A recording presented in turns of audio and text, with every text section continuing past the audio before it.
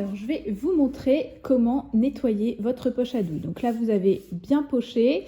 S'il vous reste de la préparation, ce qui est très important, c'est de bien venir pousser toute la préparation et de la jeter, donc soit dans l'évier, soit dans la poubelle, selon le type de préparation. Attention, par exemple, du chocolat qui va durcir, ça peut venir vraiment boucher vos canalisations. Donc, vous prenez votre pouce et vous venez vraiment pousser le reste de préparation jusqu'au bout, pas trop loin pour pas que ça vienne se coincer dans les dents de la douille. Hop. Donc là, vous avez bien vidé votre poche. Ce que vous allez faire, c'est faire couler un petit peu d'eau chaude et venir remplir la poche d'eau chaude auquel vous allez rajouter un tout petit peu de produit vaisselle. Donc là, je mets une petite goutte de produit vaisselle et vous venez un petit peu frotter comme ça. Ce que vous pouvez faire, c'est un petit peu boucher la poche pour la remplir bien d'eau chaude avec du produit vaisselle, comme ça. Hop.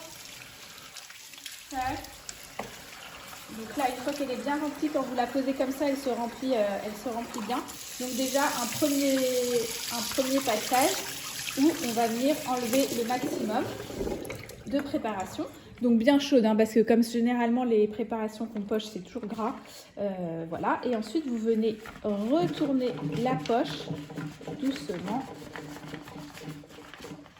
intégralement. Donc vous protégez un petit peu la poche des dents de la douille et vous poussez un tout petit peu la douille vers l'extérieur pour qu'elle ressorte tout simplement comme ceci. Hop. Et là, vous allez compléter le nettoyage en nettoyant avec une petite éponge sur laquelle vous mettez donc plutôt sur la face douce pour pareiller. Hop, et vous venez mettre donc du produit vaisselle pour bien nettoyer toute la poche, toujours avec de l'eau chaude. Donc là, vous allez bien vous rincer un dernier petit coup.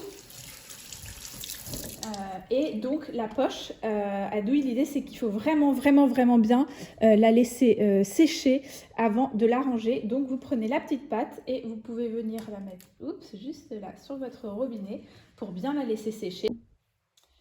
Une fois que vous avez bien laissé égoutter votre poche à douille, vous pouvez donc utiliser un torchon pour venir parfaire vraiment le séchage. Donc vous séchez d'un côté. Hop.